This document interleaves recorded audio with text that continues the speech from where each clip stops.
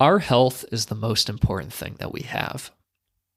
Our health is truly our greatest wealth. It doesn't really matter how much money you have, how great your friends and family are, or the type of impact you're making on the world.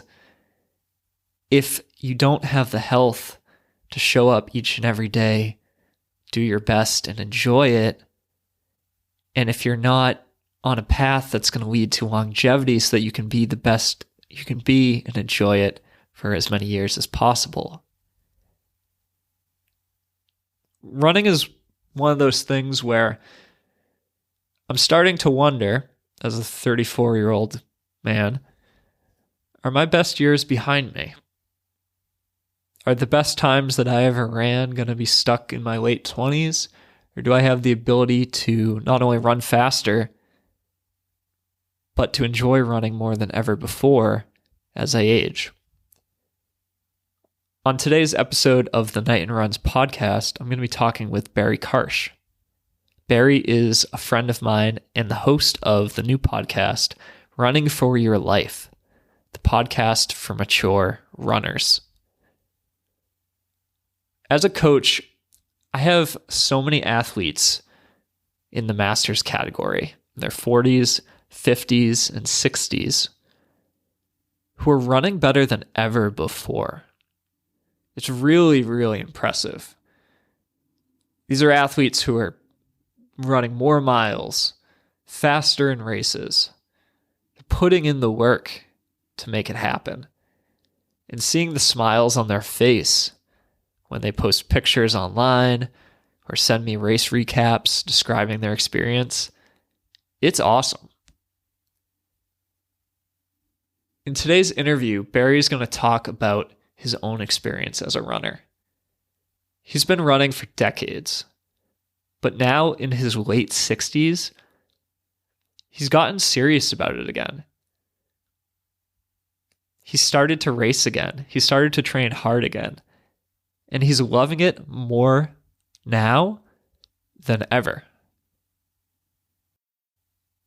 If you want to outrun Father Time, if you value your health as much as I think you should, then you're going to love this episode. Today's episode of the Knighton Runs Podcast is brought to you by my one-on-one run coaching services.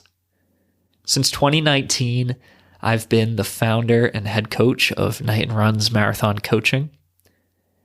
And it's just been amazing working with men and women across the country and starting now across the world who are putting in the work to become the best athletes that they can be and are just frankly crushing it in races. We've had countless Boston qualifiers. We just had our first athlete in his early 40s complete the World Marathon Majors and run a PR to do so. And I love it. I've been blessed for the past year or so to be pretty much at capacity with the athletes who I coach. I try to maintain about 30 athletes at a time. That allows me to give each athlete a very high level of service. But with this upcoming month of May, I'm going to have a few spots opening up. I'm looking to get 5 new athletes to join the Knighton Lions in the month of May. So if you've been following me for a while and you like the type of content I put out there, or maybe you know some of the athletes who I coach and you've enjoyed seeing their successes, please don't hesitate to reach out. If you have big running goals for the second half of 2023, now is the time to get started working on them. I'll be able to help you establish a clear trajectory on how you're going to work towards these goals. I'll write custom training for you and monitor that training each and every week, making sure that you're doing it appropriately, providing good feedback to help you get even better, and answer any questions that might come up along the way.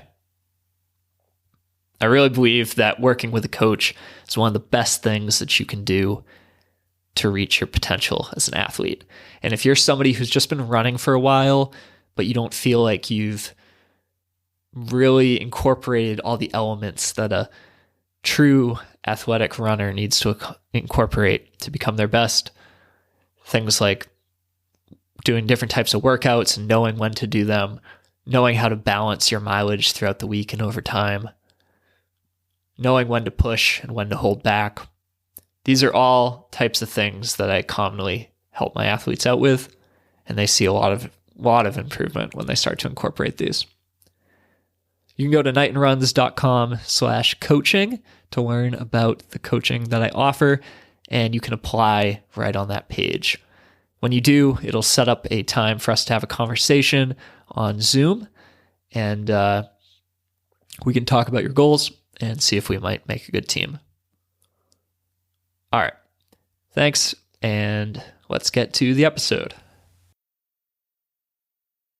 Welcome, everybody, to the Knighton Runs Podcast. On today's show, I have my friend Barry Karch. Barry is a runner from San Antonio, Texas, and he is the host of the new podcast called Running for Your Life. Running for Your Life is a podcast for mature runners, and I'm excited to welcome Barry onto the show today to talk a little bit about his own running journey. I think a lot of the members of the Knighton Runs community are going to enjoy this and relate to it, and his story of how he discovered running later in life and how now, decades after becoming a runner, originally, he's actually enjoying it more than ever before. Without further ado, let's get into it. Barry, welcome to the show. Hi, Chris. Thanks for having me here. I'm so excited to be here. This is just such a pleasure. I never really expected to be on a running podcast or really running much anymore. This kind of came out of nowhere for me. Yeah. So I've known you for quite a while, actually, from a entrepreneurial group that we're both members of. But I was really excited to hear about, I think it was about a year ago, where you started to get back into running seriously again. And I saw you posting a lot about it on Facebook and the progress you were making. And now, a couple of months ago, you started this new podcast called Running for Your Life. I'd love to hear just a little bit about, this new resurgence of running in your life. And if we go back a little bit deeper into your story, how you got to where you are now. Yeah. Thanks, Chris. Yeah. Again, I never expected to really be here and running and talking about running again. But the backstory is I started running kind of a little bit later in life. I never ran in high school or I started running in my later 30s. I decided, actually my father-in-law started to have some heart issues at the time. And I thought, I want to do something to get in good shape and hopefully be able to live a long and healthy life and avoid any heart problems later on. So I decided to get into running when I was in my late 30s. And I was just running on my own, just basically jogging. I didn't really have any goals or plans. And I met a friend of mine who actually worked at a local pizza parlor, and we were just talking, and it turns out he was a runner too. I didn't even realize that. And so we started training together and running together. And I found I could run a pretty long way without getting that tired. I didn't even know I could. So I found I could do that, and I could run fairly well on the shorter distances. So we trained together for, 5 or 6 years. And I did a lot of racing back then. We worked pretty hard.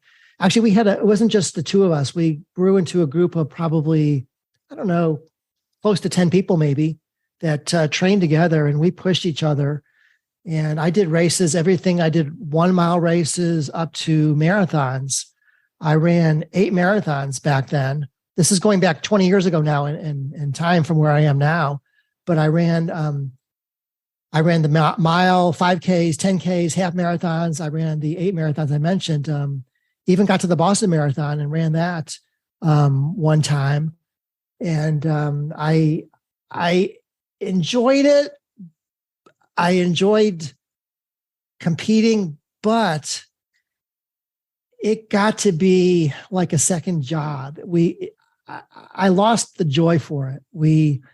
we pushed each other hard, and I can't say I always looked forward to it or had a lot of fun after a while. It was always discomfort. We pushed ourselves, into the discomfort zone, like almost every run. So it was so hard. And I just got burned out. I couldn't do it anymore. I just couldn't keep pushing myself so hard anymore. I'd had enough. And I was trying to think of how am I going to tell my friend that I don't want to train anymore with him. I was trying to come up with a way to tell him and break him the news when all of a sudden one morning he told me he was moving out of town. So that kind of put an end to it. I didn't have to tell him that I wasn't going to do it anymore. So I never stopped running. I continued, but it became more like jogging. I didn't race for 20 years, and I just did like easy jogs. And I got to the point where I couldn't really run more than 3 miles. Not that anything is wrong with 3 miles, but at one point I tried to do a half marathon. I just couldn't do it. The furthest I could go, like about 6 to 8 miles, I was totally gassed. I was worn out. I could not run anymore. And so that's where I was for like 20 years. I was just basically jogging and putting on weight. I put on a lot of weight over the 20 years also. I kept running like I was, eating like I was a marathoner, but I wasn't anymore. And I have a terrible sweet tooth.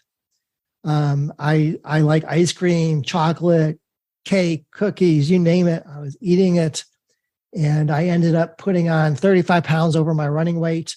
And so I kept trying to kid myself that I was still in shape and still look good, but I really wasn't very happy with myself. And so that's where I was for the last 20 years. After that, I'm sorry, go ahead.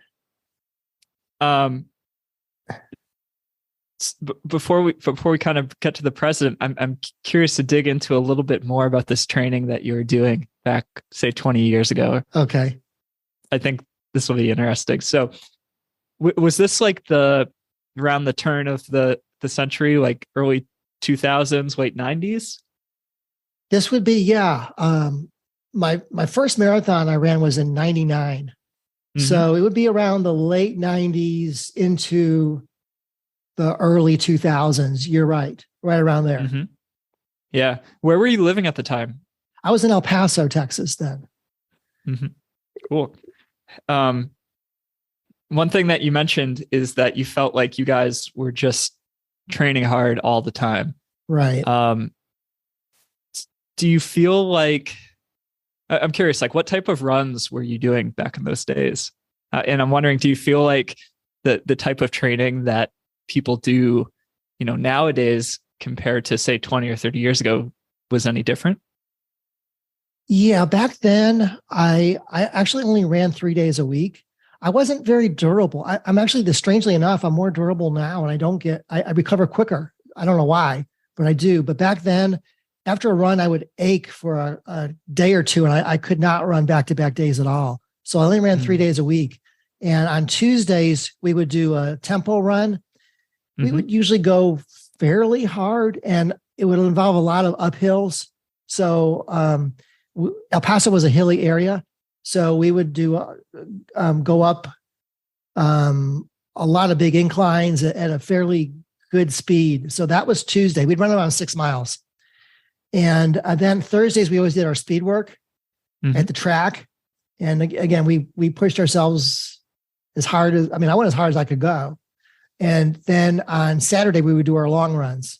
Mm-hmm. So that was what I did 3 days a week. And every run was hard. None of them were like easy or fun or just recovery runs. Nothing was like that. Yeah. Yeah. So eventually doing all this hard running led you to feeling just a little bit burnt out on the experience and wanting to transition into more of a casual approach to running where you were still active, but you said, jogging as opposed to running. And then that state of your running kind of continued for close to 20 years. You mentioned you gained some weight during that period, lost a lot of the fitness that you once had. But at some point in the recent future, you decided to make a switch, right? And that kind of brings us to where we are now. Yeah, exactly. So as I got older, um, I always told myself, I could take this weight off, I can get in better shape, but I never did. I guess it never bothered me enough to actually do something about it. And every time I would go to the doctor for my annual physical, I weighed more. I was more than the year before. I was going up and up and up. When I ran, when I raced, I was around 150 pounds. And then before you know it, when I went to the doctor after I stopped racing, I crossed the 160 mark. I got to like 162 or something. I was there a while. Then I went up to 170s. Then I hit the 180s. And then I got real close to 190. And I kept asking myself, when is this going to stop? When am I going to do something about this? But I was, I guess, never motivated enough. I was still kidding myself that I was in good enough shape, and I was enjoying eating all the food and the sweets, and it wasn't important enough to me. And finally, I think the wake-up call was I hit my 60s in age. And I told myself, finally, I said, if you want to live a long and healthy life, it's now or never. Either do something about it now or it's not going to happen.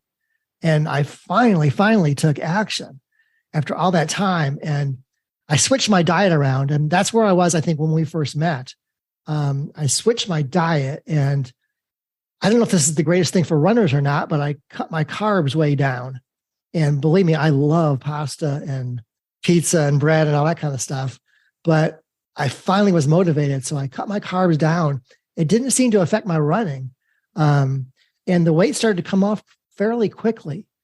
And over a year's time, I mean, it took a year, but over a year's time, I took off all the 35 pounds I'd put on, and I got back down just about to where I was racing.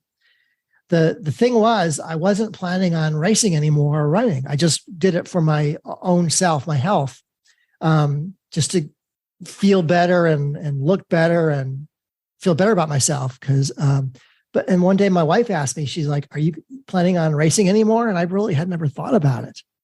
And I said, I guess so. I guess I'll try it and see what happens. And so I signed up for a 5K. I did that this past fall. Didn't really do a heck of a lot of training for it. But I did a 5K just to see where I was at. And I guess one of the good things about getting older is there's a little less competition in the age groups.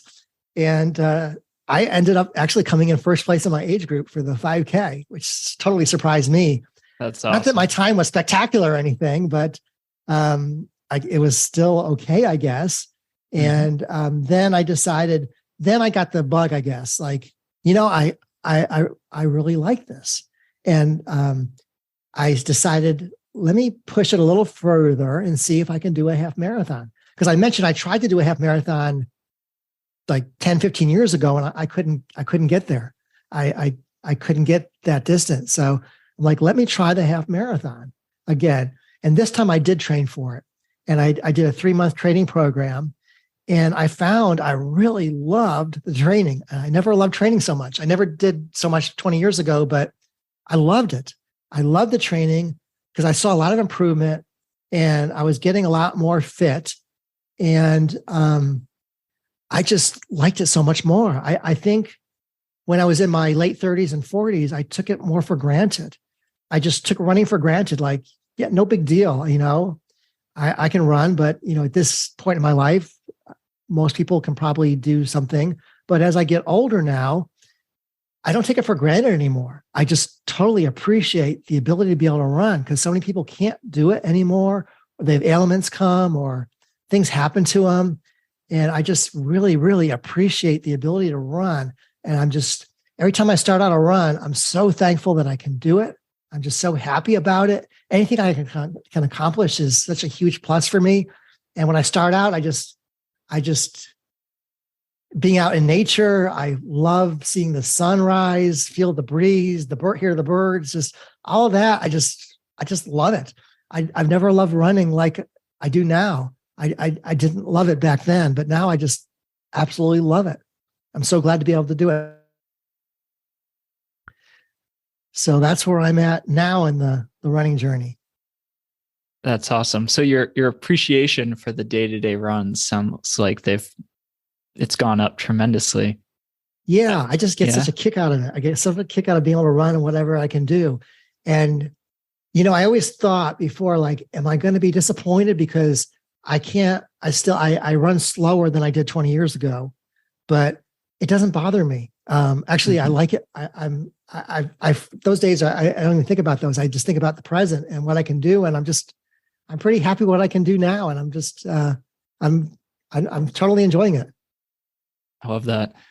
One of the things that I think you've mentioned on your new podcast is that now for the first time, you can actually run consecutive days in a row too. Is that right? Yeah, I don't know why, but I'm so much more durable now. And I'm typically running 5 days a week now. And I was running, when I was training for the half marathon, I was doing Monday, Tuesday, Wednesday, and Thursday. Then I would take off Friday and do a long run Saturday, but I was running 4 days in a row. I never could do that before. Yeah. I don't know why, but I don't get as beat up or hurt as I used to. Yeah. And you're doing workouts as well too. I know that to some extent. Do you feel like it's different? Is the balance of intensity throughout the week changed? Maybe a little bit. I do speed work 1 day a week still on Thursdays, and I do the long run on Saturdays. The other days I'll go a little bit easier, but I do have a hard time taking it real easy. Like I know a lot of people like to do like a zone 2 run where they just kind of jog, and I have a hard time getting myself to relax that much. So I'll go a little bit harder than that, but I guess not every day is a killer, or I'm not trying to outdo somebody else who's running next to me every day. So I guess it's not quite as intense as that was. Yeah, that's interesting to hear. I think that there can be so many benefits to training with a group in person, but sometimes the competitive nature of running with others can turn what should just be practices into it being a race, like in every single workout. Was that kind of the case for you back 20 years ago sometimes? I think it was, because you don't want to show your weakness. You don't want to show that you're tired or anything. So you don't want to fall behind your partner. I think if you're in a bigger running group, maybe it's not so you can find someone who's running at the intensity level you want to run with. But when you're just a couple people, you want to keep up and push, and you don't want to be the weak link there. So yeah, I think that was it. Oh, that's cool. And now that you're kind of doing your own thing, you can set the pace, you can kind of set the rules, and you don't have anyone to impress but yourself. Yeah, I'm pretty much on my own right now, which is kind of pros and cons about that. There's a local running group I'm going to maybe do some long runs with coming up in the summer. But for right now, I'm pretty much on my own every run. So yeah, I don't have to try to keep up with anybody. I do my own thing. Cool. So a couple of months ago, you started a new podcast. And this isn't your first podcast, but it's the first one you've ever had about running. Right. So clearly you are loving this. And that makes me really happy to see. Yeah, I am. And this came out of nowhere. It's totally unexpected. I'm from the real estate world, as you know, but I'm kind of phasing out of it after 35 plus year career. So my heart wasn't really in it so much anymore, because I'm doing less and less real estate, but my heart is really in running. That's what I really think about and gets me excited and fired up. And I thought I would start a podcast on running instead of real estate. So I killed the real estate one after 2.5 years and started the running one. And I probably do it as much for me as other people, because it also, everyone needs motivation, and I'm not immune to it. I mean, some days you feel more like running than others, and it kind of gets me fired up too to talk about it. And so I started a podcast to encourage other people, especially people who are maybe a little bit older, to run and get fit, and the purpose to live a long and healthy life. So that's kind of what the podcast is about. And it's really on motivation and mindset more than I'm not a coach like you are, so I don't go over training plans or things to do like that. I'm just more on mindset and enjoying the run and staying motivated. Your podcast is great so far. I think there's a handful of episodes out, but each one has been, fairly short, kind of a brief little nugget of wisdom. It's quick to listen to, and I feel like I've been listening to them and looking forward to them as they come out each week, and it's just like a little thing to think about for the rest of that day. Well, thanks, Chris. That makes me feel so good because I don't know about you, but whenever I do a podcast, I'm always a little self-conscious about it. I'm like, is this any good, or is anyone going to listen to this? So I'm glad to hear that. That makes me feel good. And they are usually fairly short episodes. I like a lot of times podcasts that are fairly short, just to get a nugget of information and hear it and go on from there. So that's what they're like right now. I've done solo episodes, but I'm going to have some guests on, including you sometime soon, to share their wisdom also on the show. But I've totally enjoyed it and never expected to be doing it. But running is my passion right now, for sure. That's so cool. So you describe your podcast as trying to outrun father time. And I love that analogy. You say, just because we're getting older doesn't mean we can't keep getting better every single day. I refuse to give in to father time. If you do too, this podcast is for you. Let's run and get fit together to live a long and healthy life. I really love that. Yeah, thanks, Chris. That's it. I don't want to get old. I don't know how I got into my 60s, actually. It goes by in a flash. But just because I'm in my 60s now doesn't mean I want to sit in a rocking chair and do nothing and get unfit and unhealthy. So I think people can still maintain fitness or even get better later into life. And I think in some ways I'm better now than before. I think my mental toughness might be getting better. And I think I'm getting a little better on positive self-talk when I'm running, because it's easy to have negative self-talk come into your head. I don't know about for you, but for me, a lot of times, I tell myself, I don't know if I can do this run, or I don't know if I can keep this up or go this fast, but I'm getting better at being positive with myself on the runs. And so that's kind of what the podcast is about. But also, just getting older doesn't mean you can't learn from your experience and be better. Yeah. So much of running and running to your potential comes from experience and how confident you are as an athlete. And this is something that I deal with my athletes regularly. And I see it. I like to say that how well you perform in a race is going to come down to your physical training. That's going to set the bar of just how fast you can be and how good you can perform. But how close you actually get to reaching that full potential, ultimately your success, that's going to come down to your mindset on the day. I've seen athletes who are physically, perfectly prepared. They've done everything in training for their race. But if the mindset on the day isn't right, whether that's lacking confidence or not sticking with the strategy that you wanted to do, if the mental component isn't there, you can't run to your potential. So there's so much experience that comes with running over the years and getting experience from doing different types of training, different races, encountering different scenarios, and just becoming really, really comfortable with, how your body reacts to different scenarios, how your mind reacts to different scenarios, and just knowing from the experience that you can do whatever challenge you set yourself up to do. Doesn't mean you can't do the training, because obviously if you want to run a certain time or go a certain distance, you have to do the training. But without the right mindset, training doesn't matter.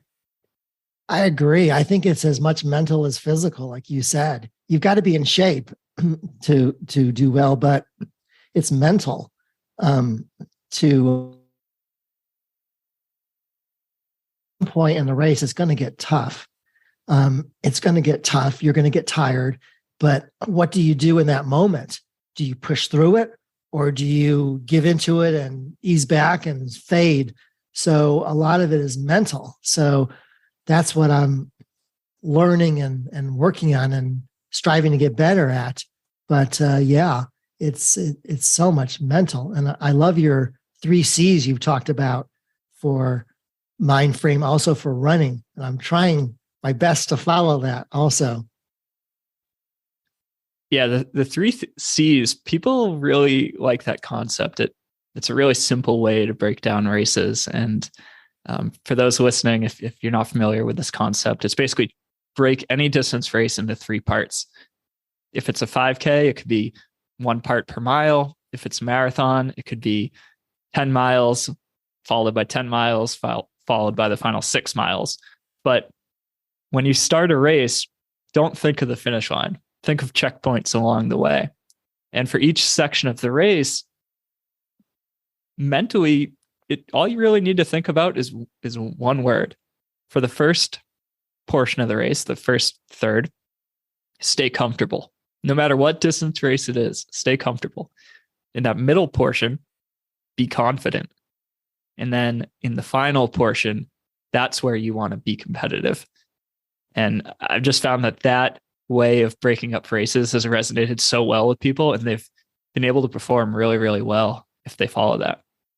Yeah, I love that mindset. And that's what I was thinking about when I was running my half marathon also.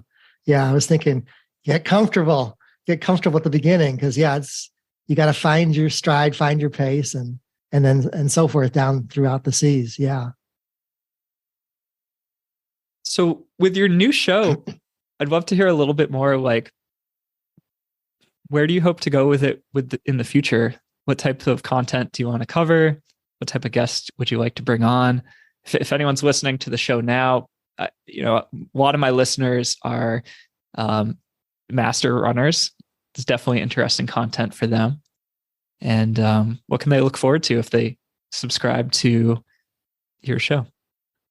Well, I want to share the positive mindset for performing at your best and enjoying running on top of that. But also, I want it to be an inspiring show. And I'd love to share stories. So if anyone's listening, I'd love to share inspiring stories. If you have an inspiring story about your own running journey, I'd love to reach out to me so we can all encourage each other. So people who just started running or are running the best they've ever run before and want to share how they got there, or people who overcame a challenge, anything like that would inspire other people. I want it to be an inspiring and motivating podcast. That's what I'm looking for. I love that. It definitely is. I subscribe to very few running podcasts, but honest to God, Barry, yours is one that I love because it's short. Just listen to it. Always leave it with a little, positive inspiration for the day. And I think, the folks listening to this. So I'm only 34, and Barry is talking mostly to masters runners here in the show. But even me, I'm starting to get a little bit older and thinking, hey, are some of my fastest times and best times behind me? Is that stuck in my 20s? But I don't want it to be that way. And in many ways, I am enjoying running myself as a 34-year-old man more than ever before. So, I think that your show is going to have a really wide reach because the messages, many of them are so universal, no matter what stage of running you are in your life. Mm-hmm. Well, thanks, Chris. I really appreciate the kind words about that. You're welcome. Is there anything else you wanted to share on the show today? Well, I think I like for everybody to have a big goal out there. I think it's great to have something to strive for and push yourself. And so I imagine most of the people that are training with you have a big goal or race they're shooting for. But that's just one thing that's gotten me so fired up about running, and I've enjoyed it so much, is like when I did the half marathon, I had this goal out there. I want to be able to complete this race. I want to be able to do it at a certain time. And I just loved being able to strive for it and having an action plan to get there. And so it just gives you something to look forward to and put purpose in all your runs and something to keep you fired up all day long, even when you're not running, to think about. So I just think that's great to continuously have one goal after another and keep striving to get better or try different things. I love that. I think that there's nothing more motivating than signing up for an event, putting the date on the calendar. It creates excitement, but it also creates a sense of urgency, which I think even those of us who are really passionate runners, we need that, For example, I have one race that I'm signed up for now in the second half of this year, and it's the Chicago Marathon this October. I know that, right now I can kind of lollygag around and wallow with my training, but about a month or so, I need to start getting really serious if I want to do my best in that race. Yeah. Which I do. So just putting this date on the calendar for, it's 6 months from now, but it's setting me up for, a really hardworking, hard training next 6 months, which is what I want. And it's what I think I need right now.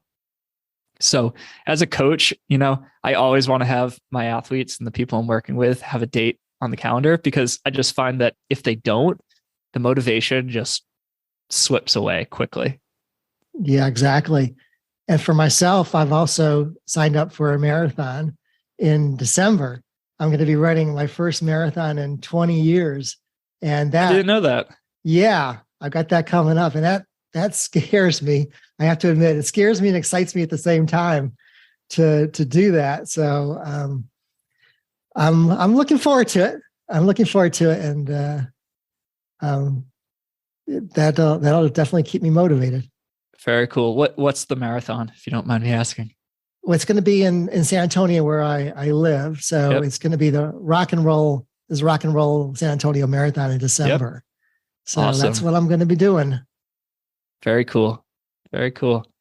And do you want to talk about the Everesting challenge that you have coming up? Yeah. I actually signed up for two things that kind of scare me this year. And that's the marathon's one. The other one, a friend of mine's daughter competed in this event last year, and I never heard of it before. And it totally, once she told me about it, it totally intrigued me. I could not get it out of my mind. And I kept thinking about it. And I said, I knew I had to do it. And what it is, it's called 29029 Everesting. And where that name comes from is 29,029 feet is the vertical ascent of Mount Everest. And what you do, instead of going to Mount Everest, you achieve that vertical ascent in the U.S. This event is held at 5 different locations. And depending on the mountain, the mountain depends on how many ascents you have to achieve to Everest, to achieve the ascent of Mount Everest. And so I'm going to be going to Utah in August, and it's Snow Basin Mountain over there. And that mountain's going to take 13 ascents. I've got to climb it from base to peak 13 times. They give you 36 hours to complete the event. It's limited to 250 people, but you got 36 hours to complete the event. And the goal is to get the 13 ascents in. What it is, you climb to the top and you take a cable car down. You don't have to climb down. Then climb again, cable car down, and again and down. So the goal is, again, the 13 ascents, and you got 36 hours to do it. You can do it 13 straight. You can take a little sleeping break in there if you want to. You can do it however you want to do it, but you got 36 hours to complete it. And one thing kind of neat about it that's a little bit different than the running races is it's not a competition. There's no medals. There's no awards. It's just you try to complete it. It's just for completion. And so since everyone's going up and down the same mountain at different speeds and different times, you'll probably run into almost all the competitors at one time or another throughout the event. Like in a running race, you're never going to see probably the leaders of the pack because they're way in front of you. But in this event, you're going to be coming in contact with everybody as you go on your ascents. And everybody is supposedly encouraging and helping each other throughout this race because there's no competition. It's just doing it and trying to complete it. So that's looking forward to it. That's super cool. That's the type of experience that, I mean, you're never gonna forget those 2 days. Yeah. Like It's going to be, you're going to think back on that event 10 years from now and just think that was like one of the coolest things you ever did. For sure. That's what I think. Yeah. That was my goal in doing it. Yeah. I love that. And, climbing that mountain so many times, it's going to give you the strength you need to then take on your marathon training. I think it's going to help. It's going to be some endurance training. So, and hill training. So it's going to definitely help with the marathon. I think it'll carry over to that. Cool. Are you doing anything special to get ready for this challenge in terms of your training differently than regular run training? I am. They provide you with a 20-week training program. And I'm on week 5 right now. They only roll out 2 weeks at a time, which is, I think, kind of a smart thing. So you don't have to get too freaked out if you see what's coming up, 10 weeks from now. So, that's what I do with my athletes, 2 weeks at a time. Yeah. So it has a number of hikes in it, or really what I'm doing is on a treadmill. I'm going on a treadmill at 20 to 30% incline. More at that incline, it's much slower pace, of course. Of course. Yeah. So I'm either doing a slow jog or a walk at 30%. I can't run. It's super steep. Yeah. Yeah. So we have workouts like the one I just did this week. I think it was 45 minutes at 20% incline. Wow. And so I'm getting hill workouts in like that. And then there's going to be some longer runs too. The difference for this is totally different mindset than running, because it's an endurance event more than a speed event. So the coaches are trying to get in people's mind, you don't have to do it fast. Like they're saying, like, stay zone 2 on your runs, which is, again, kind of really hard for me because I'm used to going faster. Zone 2 feels like a crawl. And I can't really do that.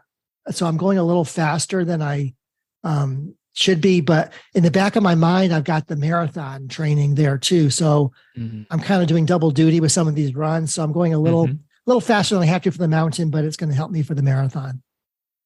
Cool. That's awesome. Listeners who know my story well know that I actually got into road running originally from a long distance backpacking, hiking, and ultra marathoning background. So it's cool to see you going to do this type of like ultra endurance hiking event.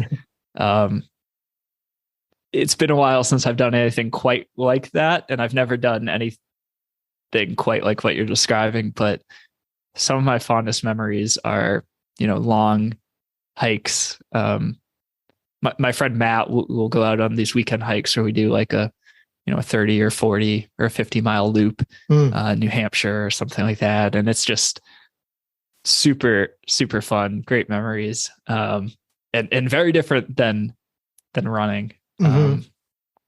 Gives a unique kind of experience. So I'm excited for you. I think you're really going to enjoy it. Yeah. Thanks. I'm looking forward to it. Cool. Very cool. Well, Barry, thank you for coming on to the show. How can the listeners learn about you, connect with your podcast, and if they want to reach out to you personally, how do they get in touch? Well, sure. The podcast is called Running for Your Life, and it's on pretty much all the podcast platforms. You can find it there. And if anyone wants to reach out to me or is interested in being a guest on the show, please don't be afraid to reach out. I'm definitely looking for guests. You can reach me at Barry Karch. Let me double check the email here and make sure I got it right. It's Barry Karch, Karch, at runningforyourlife.us.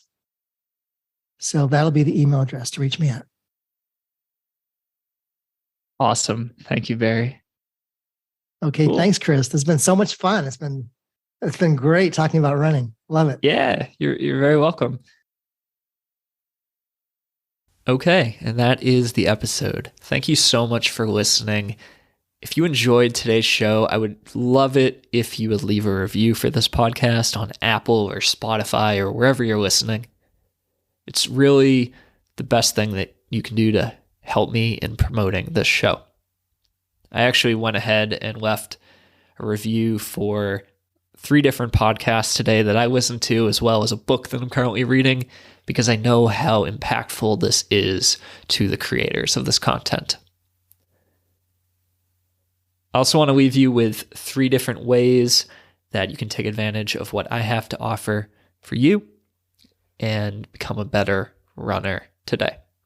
First is make sure you've gotten a copy of my book, Run Faster Marathons, The Proven Path to PR. If you go to my website, knightonruns.com, you can put in your name and email address to join my newsletter and get a free digital copy of the book sent to you right away. Or you can buy a paperback copy or Kindle copy on Amazon. Number 2 is if you would like to join the Knighton Runs training group and get access to training plans that I've developed over the years, just go to patreon.com/KnightonRuns. It helps support this show and plugs you into a great community where not only will you know what to do as you follow the training plans, you can get support for your questions along the way. And number 3 is, as I mentioned at the beginning of the show, I'm looking to bring on 5 new athletes for one-on-one online run coaching in the month of May 2023. So if you have been thinking about hiring a coach and you've been following what I've been doing for a while and like it, please just go to knightonruns.com/coaching to learn about how it works. And you can apply on there to set up a time with me, and we can chat about your goals and see if we would make a good team. I think I have close to 35 5-star reviews from my athletes on Google right now, as well as a whole bunch of other testimonials. So you can read those and see some of the transformations that my athletes have gone through. All right. And without further ado, I'm going to end this episode. Thank you again for listening. And until next time, bye.